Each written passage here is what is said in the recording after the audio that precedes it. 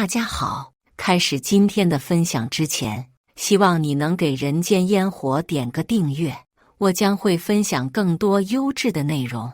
1988年7月的豫南山区，暴雨已经下了3天3夜，陈国强紧紧抓住绳索，身体在湍急的洪水中剧烈摆动，他的目光死死盯着50米外那座摇摇欲坠的房顶。房顶上，一家3口正在绝望地挥手求救。国强，水太急了，橡皮艇过不去。连长在岸边大声喊着。陈国强回头看了一眼战友们焦急的脸，20岁的他深吸一口气，松开了救生绳。我游过去。话音刚落，他已经跃入浊浪滔天的洪水中，浑黄的洪水像野兽一样撕扯着他的身体，锋利的木板和杂物在水中飞舞，一块铁皮狠狠划过他的左手虎口，鲜血瞬间染红了浑浊的水面。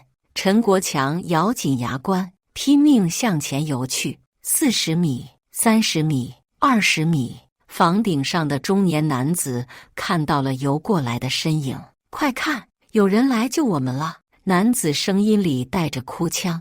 他的妻子紧紧抱着8岁的儿子，孩子已经哭得说不出话来。陈国强终于游到了房顶附近，这座农房随时可能倒塌。大叔，别怕，我是解放军。陈国强努力让自己的声音听起来镇定。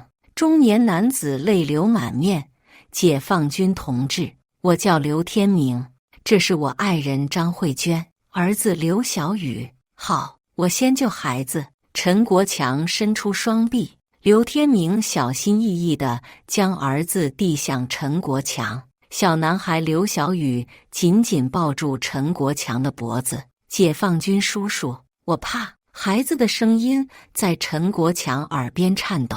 别怕，叔叔在这里。陈国强轻抚着孩子的后背，他用一条绳索将孩子绑在自己身上，然后开始向岸边游去。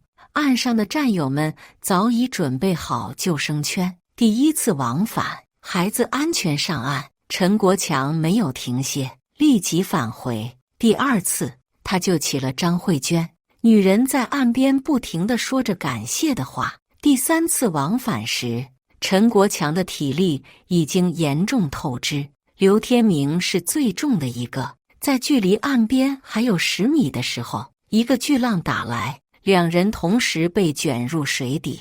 陈国强拼尽最后的力气，将刘天明推向岸边。战友们及时赶到，将2人都拉上了岸。刘天明趴在泥泞的地上，大口喘息。他颤抖着从口袋里掏出一张纸。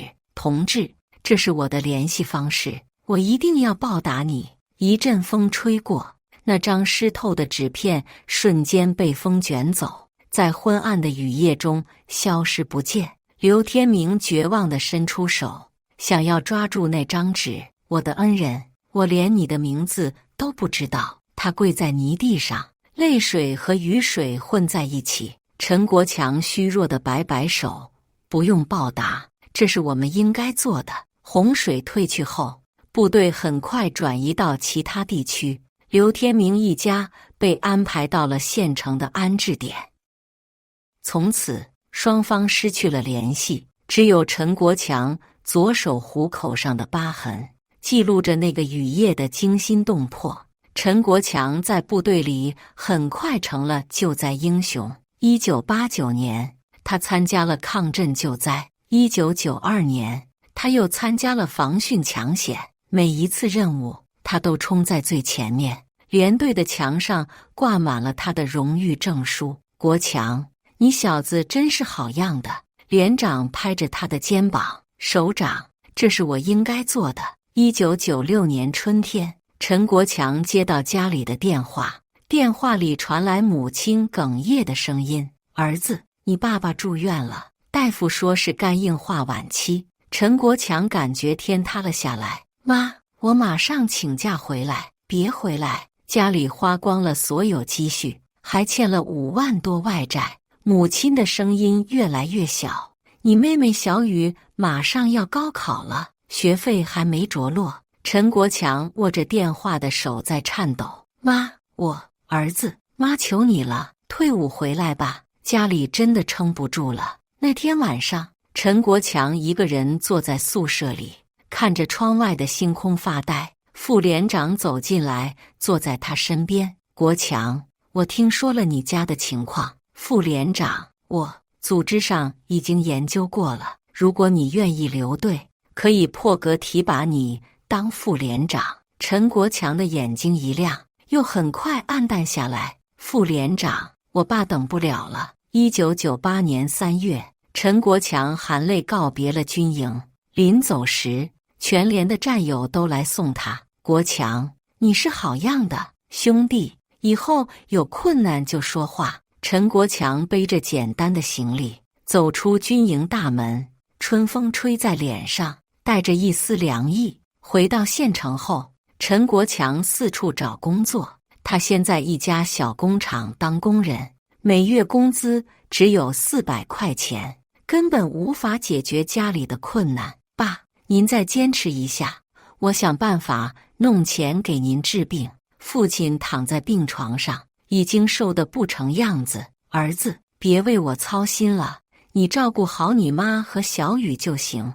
陈国强握着父亲枯瘦的手，眼泪止不住地往下流。妹妹陈小雨考上了省城的大学，1年的学费要8000块钱，这对陈国强来说是天文数字。哥，要不我不读了，出去打工。小雨红着眼睛说：胡说，你必须读大学。陈国强坚决地摇头：哥会想办法的。1998年11月，陈国强做了一个重大决定，他要去省城闯一闯。儿子，省城那么大，人生地不熟的，你能行吗？母亲担心地问。妈，不试试怎么知道呢？陈国强收拾了简单的行李，口袋里只有300块钱，这是他所有的家当。省城比陈国强想象的还要繁华，高楼大厦如雨后春笋般拔地而起，街上的车流和人流让他眼花缭乱。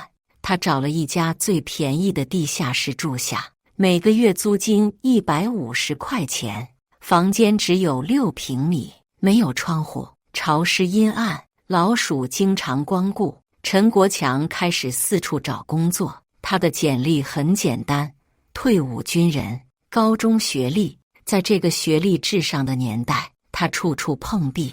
对不起，我们需要大专以上学历。不好意思，我们要有经验的。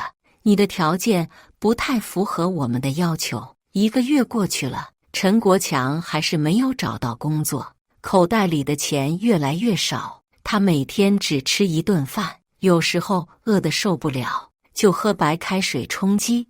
晚上躺在狭小的地下室里，听着头顶传来的脚步声，陈国强经常想，也许来省城是个错误的决定。1999年1月的一个早晨，陈国强在报纸上看到一则招聘广告：华泰房地产集团招聘保安，退伍军人优先，月薪800元。他的眼睛立刻亮了起来。800块钱在当时算是相当不错的工资。他马上赶到华泰大厦，面试官是一个中年男子，姓王。你在部队干了几年？10年。1988年入伍，1998年退伍。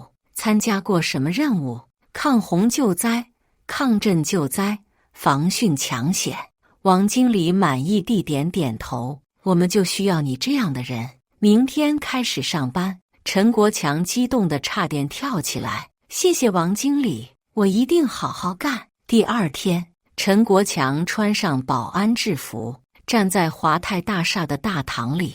这座30层的大厦在当时算是省城的地标建筑，每天进出的都是穿着体面的白领。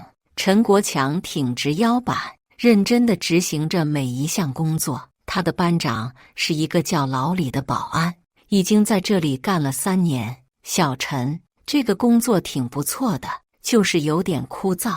老李递给陈国强一支烟：“老李哥，我不抽烟，谢谢。你这小伙子真不错，难怪王经理对你印象这么好。”陈国强每个月拿到800块钱工资，立刻寄600块钱回家，自己只留200块钱维持基本生活。剩下的时间，他开始自学。白天上班时，他观察那些成功人士的言行举止；晚上回到地下室，他用捡来的旧书学习英语，还花50块钱买了一本计算机入门的书，在昏暗的灯光下，一个字一个字地读。同事们都觉得这个退伍兵很特别。小陈，你这么努力学习干什么？当保安还用得着这些？老李哥，多学点总没坏处。陈国强总是这样回答。他心里有一个朴素的想法，既然来到了省城，就要努力改变命运，不能一辈子都当保安。半年时间很快过去了，陈国强已经完全适应了保安的工作。他从不迟到早退，从不偷懒耍滑。王经理对他的表现很满意。小陈，像你这样敬业的保安不多见了。王经理，这是我应该做的，下个月给你涨50块钱工资。陈国强感激地点头。他没有想到，命运的转折点就要到来。1999年6月15日，这是一个普通的周二，陈国强像往常一样站在保安台旁，检查进出人员的证件。上午10点左右，大厦门口停下一辆黑色奔驰。在当时，奔驰还是绝对的豪车，整个大厦都很少见到这个级别的车。司机下车为后座的人开门，一个40多岁的中年男子下了车，穿着深色西装，气质不凡。男子向大厦走来，陈国强礼貌地点头示意：“你好，请出示证件。”男子掏出证件递给陈国强：“华泰集团董事长刘天明。”陈国强接过证件，例行公事的登记，抬头看向刘天明时，两人的目光碰在了一起。刘天明的眼神突然变得复杂起来，他盯着陈国强看了很久，久到陈国强都觉得有些不自在。“刘董，您的证件。”陈国强礼貌地将证件递回去。刘天明接过证件，手指轻微地颤抖着，他的目光在陈国强的脸上停留了很久。你叫什么名字？”陈国强。刘天明重复了一遍这个名字：陈国强。陈国强，他的声音有些发颤。“刘董，您还有什么需要帮助的吗？”陈国强有些疑惑地问。“没有。”刘天明快步走向电梯，在电梯门关闭的瞬间，他回头深深地看了陈国强一眼。老李走过来，好奇地问：“小陈，董事长和你说什么了？”“没说什么，就是问了我的名字。”“奇怪，董事长平时从不和我们保安说话的。”老李挠挠头。陈国强也觉得有些奇怪。那个叫刘天明的董事长看他的眼神很特别，像是在努力回忆什么。从那天开始，刘天明来公司的频率明显增加了。以前他一个月最多来2、3次，现在几乎每天都来。每次路过保安台，他都会停下来，有时候假装看报纸，有时候假装接电话，但目光总是不经意地瞟向陈国强。“小陈，你发现没有？董事长最近特别勤快。”老李悄悄对陈国强说。“是啊，我也觉得奇怪。”陈国强点点头。其实他已经注意到了刘天明的异常行为，但他不敢多想。一个月薪800块的保安，怎么可能引起亿万富翁的注意呢？一天下午，刘天明又来到公司，这次他没有急着上楼，而是在大厅里转悠。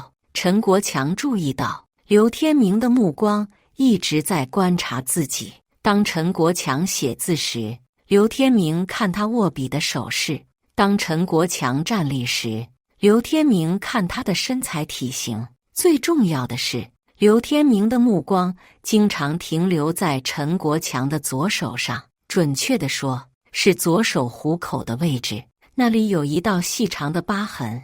这道疤痕是11年前那个雨夜留下的。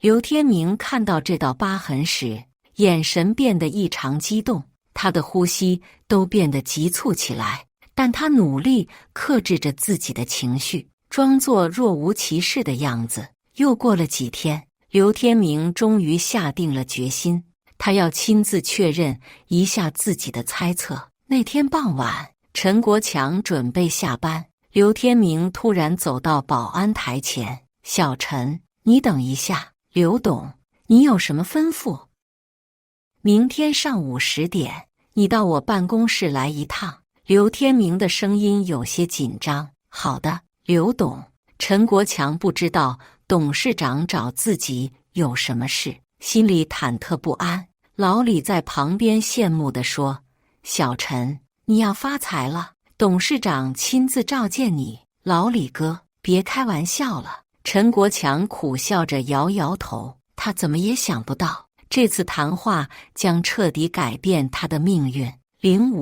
第二天上午，陈国强忐忑不安地来到30楼。华泰集团董事长办公室位于大厦的顶层，装修豪华，视野开阔。陈国强从来没有到过这么高档的地方，他小心翼翼地敲门：“请进。”刘天明的声音从里面传来。陈国强推门而入，刘天明正站在落地窗前，背对着门口。“刘董，您找我？”刘天明缓缓转过身来，他的表情复杂而凝重。“坐吧。”刘天明指着沙发。陈国强坐在沙发边缘，身体绷得很紧。“小陈，你是哪里人？”“豫南人。”“当过兵吗？”“当过。1988年入伍，1998年退伍。”“在部队干什么的？”“侦察兵。”“参加过救灾吗？”“参加过抗洪救灾。”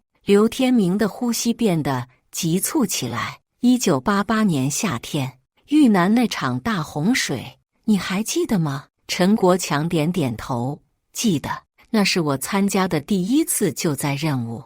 你救过人吗？救过，一家3口。刘天明的身体开始轻微颤抖。你还记得那家人的情况吗？记得，男的40多岁，女的30多岁，还有一个8岁的男孩。男孩叫什么名字？刘小雨。刘天明瞬间瘫坐在椅子上，眼泪夺眶而出。爸爸叫什么名字？陈国强有些疑惑，但还是回答：刘天明。没错，就是我。刘天明激动地站起来，我就是当年被你救的那个刘天明。陈国强如遭雷击，整个人愣在当场。您是？我是刘小雨的爸爸，我是那个被洪水围困的人。刘天明走到陈国强面前，紧紧握住他的手。这11年来，我一直在找你。陈国强脑子里一片空白，眼前这个身家过亿的董事长，竟然就是当年那个绝望的父亲。真的是您吗？陈国强的声音在颤抖。千真万确，你左手虎口上的疤痕，就是当年救我们时划伤的。刘天明指着陈国强的左手。还有，小雨当时紧紧抱着你，哭着说：“解放军叔叔，我怕。”陈国强彻底震撼了，这些细节只有当事人才知道。刘董，不，刘大哥。陈国强也激动地说不出话来。两个男人紧紧拥抱在一起，11年的时光仿佛瞬间倒流，回到了那个风雨交加的夜晚。这些年，你们过得怎么样？陈国强关心地问。都挺好的。慧娟现在是公司的副总经理，小雨在北京读大学，学的是工商管理。刘天明擦着眼泪说：“那太好了，你呢？这些年过得怎么样？”陈国强不知道该怎么说。相比之下，自己的境遇实在是太普通了。你说，别不好意思，我父亲生病了，花光了家里的积蓄，还欠了不少外债。为了给父亲治病，我退伍回家。妹妹要上大学，我就来省城打工。刘天明听得心如刀绞。国强，是我对不起你，这些年我一直在找你，想报答你的救命之恩，没想到你过得这么辛苦。刘大哥，别这么说，这是命运的安排。陈国强安慰道。不，如果没有你，我们一家3口早就死在洪水里了。你是我们全家的恩人。刘天明激动地说。这些年，我们全家一直在寻找你。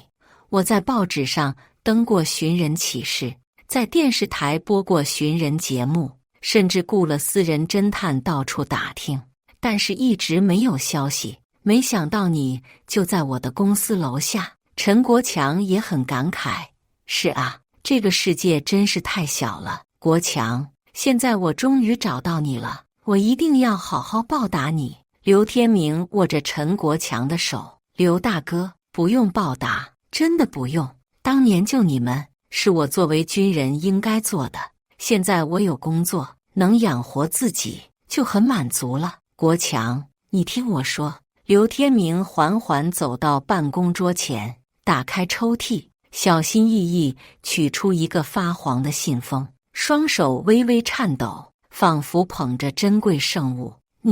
你还记得这个吗？陈国强接过信封的瞬间，整个人如遭雷击。他瞪大眼睛，死死盯着这个熟悉又陌生的信封，一种莫名的熟悉感涌上心头。这个信封里面装着什么？为什么刘天明要保存11年？陈国强感觉心脏快要跳出胸腔，他的手指颤抖着，不敢打开这个神秘的信封。陈国强颤抖着打开了信封，里面是一张泛黄的汇款单存根，收款人陈国强，金额2000元，汇款时间1988年8月15日，汇款人刘天明。陈国强愣愣地看着这张汇款单，完全说不出话来。这是怎么回事？当年洪水过后，我们被安置在县城。刘天明坐在陈国强身边，虽然家里什么都没了，但我还是想办法凑了2000块钱。在那个年代，2000块钱是一笔巨款，相当于普通工人2年的工资。我拿着这笔钱到邮局，想汇给你，但是我不知道你的详细地址，只知道你是某军区侦察连的陈国强。邮局的人说地址不详细，很难记到，但我坚持要试试。结果1个月后，汇款被退回了，因为你们部队已经转移，查无此人。陈国强的眼泪止不住地往下流。刘大哥，你们刚刚受灾，自己都一无所有，居然还想着报答我。是啊，慧娟当时还反对，她说家里正是困难的时候，不应该把钱寄出去，但我坚决不同意。我说，如果没有陈国强，我们一家3口都死了，命都没了，要钱有什么用？最后，慧娟也同意了。她说，这个恩人值得我们倾尽所有去报答。陈国强听得泪流满面，所以我把这张汇款单存根保存了11年。我发誓一定要找到你，亲手把这笔钱给你。可是2000块钱对现在的你来说根本不算什么。国强，你说的对，现在的2000块钱确实不算什么，但这代表着我们全家的心意，代表着我们对恩人的感激之情。刘天明站起来，郑重地说，国强，从今天开始，你就是我们家的亲人，你的事就是我们家的事，我要弥补这11年来的遗憾。国强，我想让你到公司来工作。刘天明认真地说，我现在就是在公司工作啊。陈国强有些困惑，我的意思是让你当公司的副总经理，年薪50万。陈国强差点从沙发上跳起来，刘大哥，这怎么行？我就是个保安，怎么能当副总经理？你救了我们一家3口的命，有什么不行的？不，这样不行。陈国强坚决地摇头。如果我没有能力，凭什么当副总经理？这样对其他员工不公平，也对公司不负责任。刘天明没想到陈国强会拒绝。那你想怎么办？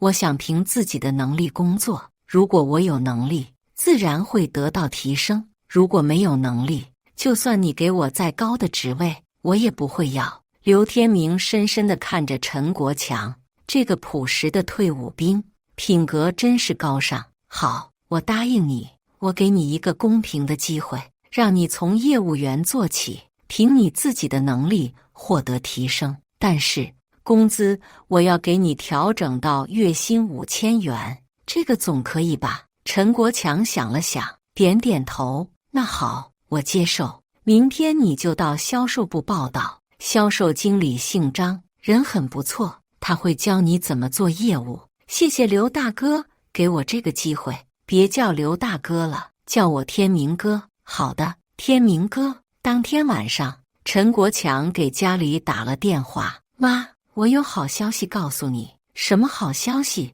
我要换工作了，工资涨到5000块钱。真的吗？那太好了。母亲在电话那头激动得直哭。儿子，你总算熬出头了。妈，我准备把爸爸接到省城来治病，这里的医疗条件好，还有小雨的学费你们不用操心了，我全包了。儿子，你真是我们家的骄傲。陈国强没有告诉家人自己遇到当年救助过的人，他觉得这是天机，不可泄露。第二天，陈国强到销售部报道，张经理是个40多岁的中年人，很和蔼。小陈，董事长亲自给我打电话介绍你，说你是个不可多得的人才，我会好好培养你的。陈国强谦虚地说，张经理，我什么都不懂，请您多指教。没关系，慢慢学。房地产销售最重要的是诚信和坚持，我看你的气质很好，肯定能做好。张经理给陈国强介绍了公司的基本情况。华泰集团是省城知名的房地产公司，主要开发中高档住宅项目，在省城有很好的口碑。小陈，你先跟老员工学几天，熟悉一下流程和话术，然后我给你分配客户。陈国强很认真地学习，白天跟着老员工跑客户，晚上回到地下室研究房地产知识。他买了很多相关的书籍，认真研究市场行情和销售技巧。1个月后，张经理给陈国强分配了第1个客户，是一对年轻夫妇，想买婚房。陈国强紧张的手心出汗。你好，我是华泰集团的销售顾问陈国强，很高兴为您服务。他的态度诚恳，讲解详细，把项目的每一个细节都介绍得很清楚。年轻夫妇很满意，当场就签了购房合同。陈国强高兴地跳起来，这是他人生中的第1笔销售业绩。张经理也很高兴。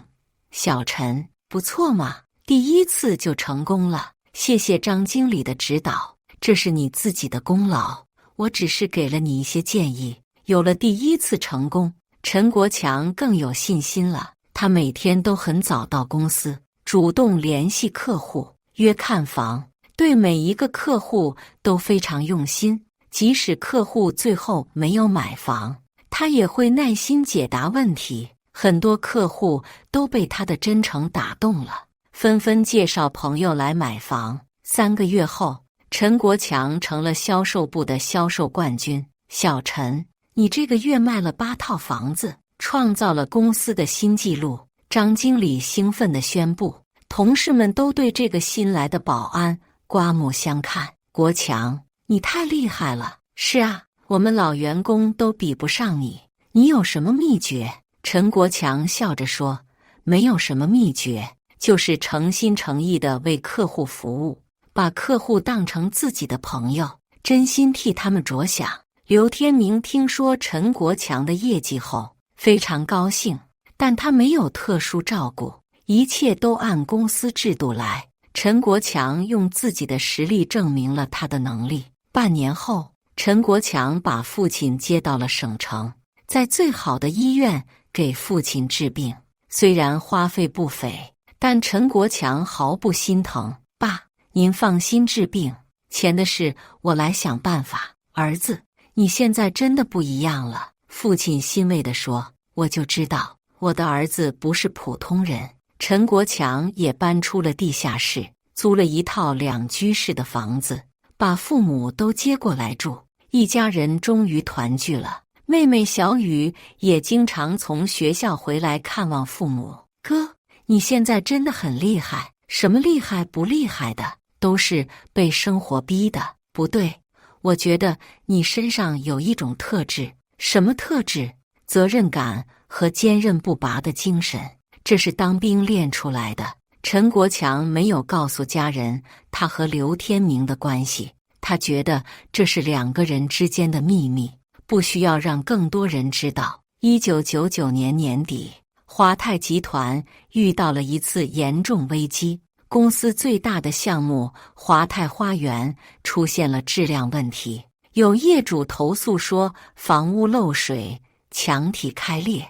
负责这个项目的是副总经理赵志华。面对问题，他选择了逃避。刘董，这些问题都是施工单位的责任，跟我们没有关系。怎么没有关系？我们是开发商。刘天明很生气。赵志华，你马上组织人员检查所有房屋，发现问题立即整改。刘董，这会花很多钱的，花多少钱都要整改，我们的信誉比钱更重要。赵志华表面答应，实际上阳奉阴违。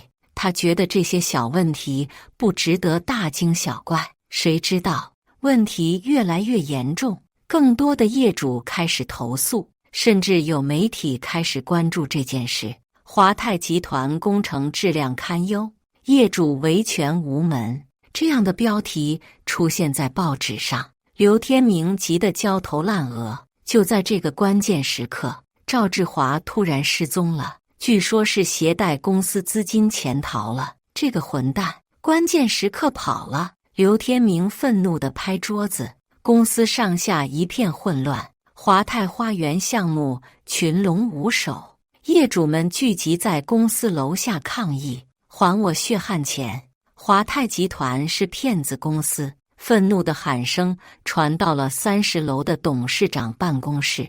刘天明站在窗前，脸色铁青。如果处理不好这次危机，华泰集团可能就完了。他苦心经营10年的事业就要毁于一旦。刘董，现在该怎么办？张经理焦急地问。华泰花园项目必须有人接手，可是现在谁愿意接这个烂摊子？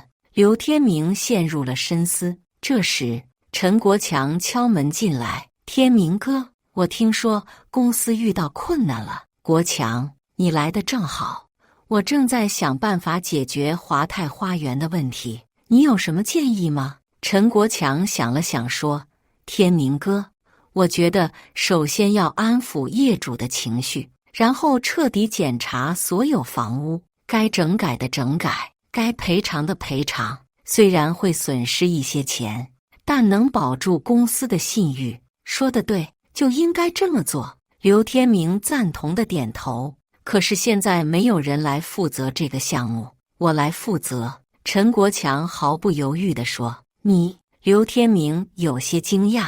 国强，这个项目很复杂，涉及的金额很大，而且现在风险很高，如果处理不好，可能会影响你的前途。天明哥，我不怕。陈国强坚定地说。当兵的时候，越是危险的任务，我越要上。现在公司遇到困难，我更不能退缩。刘天明深深地看着陈国强，这个朴实的退伍兵，总是在关键时刻挺身而出。11年前是这样，现在还是这样。好，我任命你为华泰花园项目总负责人，全权处理这次危机。谢谢天明哥的信任。陈国强立正敬礼。仿佛又回到了军营时代。陈国强接手华泰花园项目后，立即展开行动。他首先召集了项目组的所有员工。大家好，我是陈国强，从今天开始负责华泰花园项目。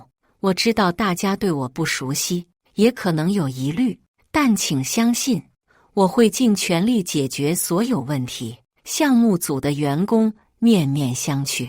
这个年轻人看起来很普通，能行吗？陈经理，华泰花园的问题很复杂。工程部的老王说，不仅有质量问题，还有资金缺口。赵总走的时候，带走了300万流动资金。我知道，陈国强冷静地说，困难越大，我们越要团结一致。从明天开始，我们分3个小组，第一组负责质量检查，把所有问题都找出来；第2组负责业主沟通，安抚他们的情绪；第3组负责施工整改，按照标准严格执行。员工们开始对这个新领导刮目相看，他的思路很清晰，安排很合理。第2天，陈国强亲自到华泰花园现场，业主们看到有公司领导来了，纷纷围上来。你是谁？是来糊弄我们的吗？我是陈国强，华泰花园项目的负责人。我来是为了解决大家的问题。解决问题？怎么解决？一个大妈激动地说，我家的房子漏水，墙壁都发霉了。大妈，您别急，我马上安排人去看。陈国强拿出记录本，请您详细说说是什么情况，还有谁家有问题的，都可以跟我说。我保证每一个问题都会得到解决。业主们看到陈国强的态度很诚恳，开始七嘴八舌地反映问题。陈国强认真记录每一个问题，一直从上午9点忙到下午6点，嗓子都哑了。陈经理，你先休息一下吧。助手小李递给他一瓶水。不用休息，我们继续。业主们等了这么久，我们不能再让他们失望。接下来的1个月，陈国强几乎每天都在工地上，他和工人一起检查每一个房间，发现问题立即整改，不合格的材料全部更换，不达标的工程重新施工。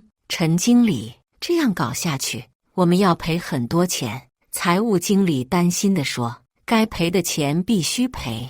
陈国强斩钉截铁地说，业主花钱买房，我们就要对他们负责，这是做人的基本原则。在陈国强的坚持下，华泰花园的所有问题都得到了解决，有质量问题的房屋全部整改完毕，给业主造成损失的，公司主动赔偿，总共花费了800万元。但业主们的怒气平息了，媒体的负面报道也停止了，华泰集团的信誉重新建立起来。陈国强，你做得很好。刘天明欣慰地说，这次危机处理得非常成功，公司不仅没有倒闭，反而获得了更好的口碑，这都是应该做的。陈国强谦虚地说，天明哥，我有一个建议。你说。我觉得公司应该建立更严格的质量管理制度，从源头上杜绝类似问题的发生。好主意，你马上起草一个方案。陈国强花了1个星期，制定了详细的质量管理制度，从材料采购到施工监督，每个环节都有严格的标准。这套制度后来成为华泰集团的标准模板，也为公司赢得了更多客户的信任。2000年6月，距离陈国强接手华泰花园项目正好1年。刘天明把他叫到办公室，国强，1年时间到了，你对自己的表现满意吗？我尽力了。陈国强如实回答，但还有很多需要学习的地方。你太谦虚了。刘天明拿出一份文件，这是华泰集团过去1年的业绩报告，销售额增长了30%，利润增长了25%，华泰花园项目从危机变成了明星项目，现在其他开发商都在学习我们的质量管理制度，这些成绩你功不可没。陈国强看着这些数字，心里很欣慰，1年的努力没有白费。国强，公司董事会决定任命你为副总经理，年薪80万元，另外给你5%的股权。陈国强愣了一下，天明哥，别推辞了。刘天明拍拍他的肩膀，这不是照顾，这是你应得的。公司所有高管都同意这个决定，他们说，如果陈国强都不能当副总，那谁还有资格？当天下午，华泰集团召开全体员工大会，正式宣布陈国强的任命，掌声雷动，经久不息。恭喜陈总，陈总，以后请多指教。同事们纷纷过来祝贺。陈国强感慨万千，2年前他还是一个月薪800元的保安，现在他成了年薪80万的副总经理。这种转变连他自己都觉得不可思议，但他知道这一切都是因为那个与叶的相遇。命运有时候就是这样奇妙，一个善意的举动可能改变整个人生。晚上，陈国强给家里打电话报喜：妈，我升职了，升职了。升什么职？副总经理。副总经理，那是很大的官吧？母亲兴奋地直哭：儿子，你真是出息了。爸，您的病怎么样？好多了，现在每天都能下床走路。父亲的声音很有精神：儿子，爸爸为你骄傲，小雨也为哥哥骄傲。妹妹在电话里兴奋地说：哥哥，你现在是大老板了。什么大老板？还是打工的。陈国强笑着说：但是我们家的日子确实好过多了。陈国强当上副总经理后，和刘天明的关系更加密切。工作上他们是上下级，生活中他们是兄弟。国强，今天晚上到我家吃饭。刘天明经常这样邀请。慧娟做了你爱吃的红烧肉。刘天明的妻子张慧娟对陈国强非常感激。国强，如果没有你，我们一家3口早就没命了。慧娟姐，别总说这些。陈国强不好意思地说：都过去了，过去了，永远不会过去。张慧娟眼含热泪：你是我们全家的恩人，也是我们的亲人。刘小雨现在已经20岁了，在北京读大学，每次回家都要见陈国强。陈叔叔，你还记得我小时候的样子吗？记得，那时候你才8岁，哭得稀里哗啦的。陈国强笑着回忆：现在长这么高了，都比我高了。陈叔叔，我想跟您说个事。刘小雨突然变得严肃起来：你说。我想退学参军。什么？陈国强吃了一惊。为什么要退学？因为我想成为像您一样的人，保家卫国，救助他人。小雨，当兵是好事，但你不能退学。现在部队也需要有文化的士兵，你把大学读完再去当兵，不是更好吗？陈叔叔说得对。刘天明也劝儿子，你要先把知识学好，将来才能更好地为国家服务。在陈国强的劝说下，刘小雨同意先完成学业，但他的理想没有改变，要像陈国强一样当兵。这让陈国强很感动，自己当年的一个善举，竟然影响了一代人。2003年，陈国强和一个护士结了婚，妻子叫李雅婷，温柔善良。刘天明一家参加了婚礼。国强，你终于成家了。刘天明高兴地说：雅婷是个好姑娘，你们一定会很幸福的。谢谢天明哥的祝福。婚后，陈国强和李雅婷很快有了孩子，一个可爱的女儿，取名陈小雨，和陈国强的妹妹同名。国强，你现在事业有成，家庭美满，我这个当哥哥的为你高兴。刘天明真心为陈国强感到开心。天明哥，这些年多亏了您的帮助，别说这些见外的话，我们是生死兄弟，不分彼此。两人的友谊经过了时间的考验，越来越深厚。在商场上，他们是合作伙伴；在生活中，他们是亲兄弟。以上就是今天分享的故事。大家有什么想说的、想吐槽的，欢迎在下方评论交流。也更希望能给人间烟火点个订阅，我将会分享更多优质的故事内容。